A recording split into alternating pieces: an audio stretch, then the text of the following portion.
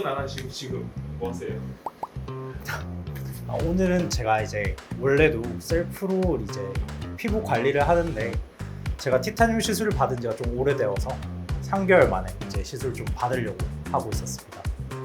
지금 요 옆에 있는 장비는 소프라노 티타늄 장비고 이제 리프팅 장비로 많이들 알려져 있습니다. 셀프로 어떻게 이렇게 시술을 하시는 거예요?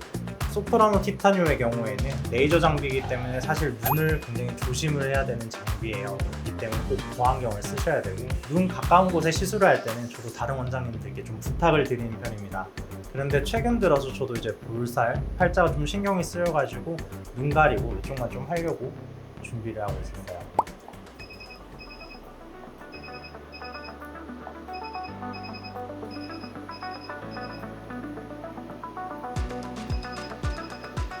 혹시 혼자 셀프로요?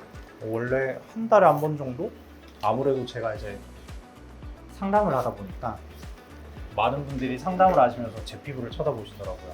저도 이제 사춘기 때 여드름도 좀 많았고 피지 분비도 좀 많았기 때문에 모공도 좀 늘어나 있고 보는 게 좀 스트레스긴 해서 저는 이제 통증에 굉장히 예민하기 때문에 안 아픈 것 중에 혼자 할 수 있는 거 뭐가 있을까 하다가 티타늄을 선택해서 좀 꾸준히 받고 있는 편입니다. 사실 사춘기 때 피지 분비가 좀 많으신 분들이 여드름 흉터, 여드름 때문에 스트레스 좀 많이 받으실 수는 있지만 그래도 그 시기를 견디면은 좀 더 광채나고 윤이 나는 피부를 좀 유지를 하실 수가 있는 것 같아요. 오히려 예전에 여드름이 전혀 없으셨던 분들이 나이가 들어서 이제 피부 탄력도나 이런 게 너무 떨어져서 고민이신 분들이 많으신 것 같더라고요. 원장님 어떻게 그렇게 관리하셔가지고 좋은 피부를 이렇게 얻으신나요? 저는 이제 티타늄을 한 달에 한 번 정도 하려고 노력을 하는 편이고 최근엔 좀 바빠서 한 3달 전에 마지막으로 했던 것 같습니다. 물론 이제 주사 시술, 뭐 보톡스 같은 것들로 주기적으로 좀 하는 게 도움은 되긴 하고요. 그래도 전체적인 탄력을 올리기 위해서는 저는 이제 통증이 적은 티타늄을 선택해서 시술을 받고 있습니다. 티타늄 리프팅은 레이저 리프팅으로서 755나노미터, 810나노미터, 1064나노미터 세 가지 파장을 이용한 레이저 리프팅입니다. 리프팅 장비 중에 통증이 매우 적은 편에 속하고 보통의 경우에는 마취 연고를 바르고 시술을 하게 되지만 저는 이제 셀프 시술을 할 때는 마취 없이 그냥 에너지를 좀 줄여가면서 시술을 하는 편입니다. 제가 통증에 굉장히 예민한 편인데도 별 부담 없이 받을 수 있는 시술입니다. 티타늄 리프팅의 경우에는 대표적으로 브라이트닝, 피부가 밝아지는 효과, 타이트닝, 피부 탄력이 올라가는 효과, 슬리밍, 살이 빠진 듯한, 얼굴 윤곽이 갸름해지는 효과, 세 가지 효과가 가장 대표적인 효과라고 볼 수 있습니다. 어떤 분들한테 추천해 주실 수 있을까요? 티타늄 리프팅의 경우에는 아무래도 통증이 적다 보니까 통증에 예민하신 분들한테 가장 우선적으로 권해드리는 시술입니다.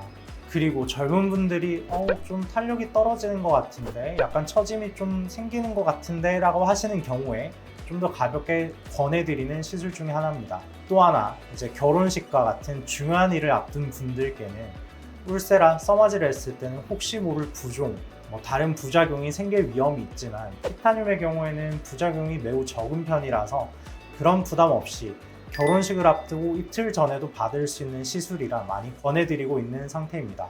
시술하실 때 원장님만의 포인트 방법이 있을까요?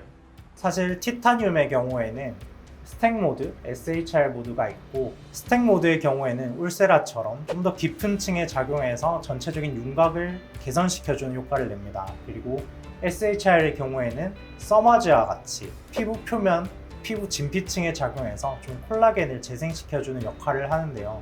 젊은 분들의 경우에는 처짐이 심한 분들은 없겠지만 그래도 약간의 볼처짐이 시작되는 경우에 스택 모드로서 그 부분을 좀 집중적으로 시술을 하는 편이고 그리고 피부톤이 어둡다든지 약간 피부 탄력이 좀 떨어지는 분들께는 SHR 모드를 위주로 얼굴 전체를 좀 시술하려고 하는 편입니다. 아무래도 스택 모드의 경우에는 윤곽을 개선시키는 역할을 하기 때문에 얼굴 전체보다는 하관 부위 위주로 시술을 하게 되는데요.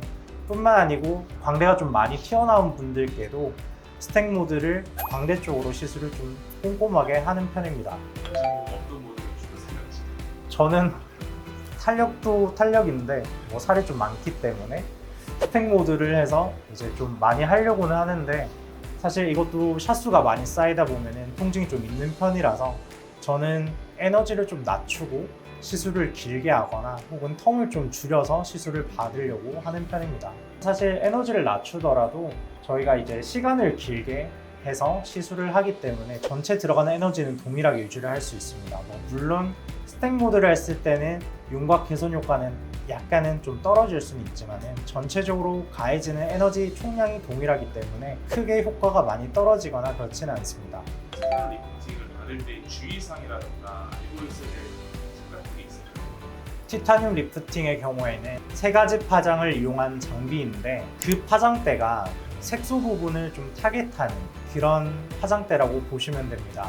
그렇기 때문에 수염이 많은 남성분들 그리고 피부톤이 좀 어두우신 분들에게는 통증이 조금 더 크게 느껴질 수 있다는 단점이 있어요.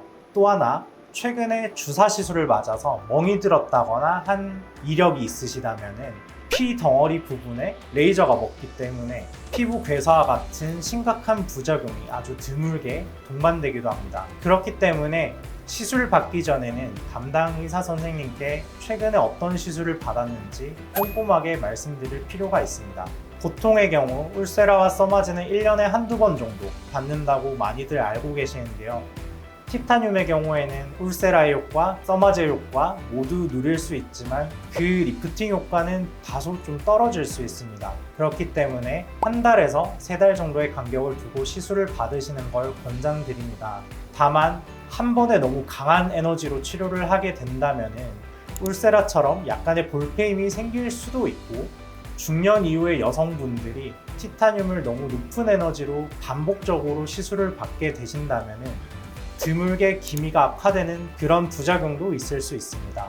그렇기 때문에 티타늄 리프팅을 받으시기 전에는 피부 전반적인 상태를 정확하게 진단받고 시술을 결정하시는 것이 중요합니다.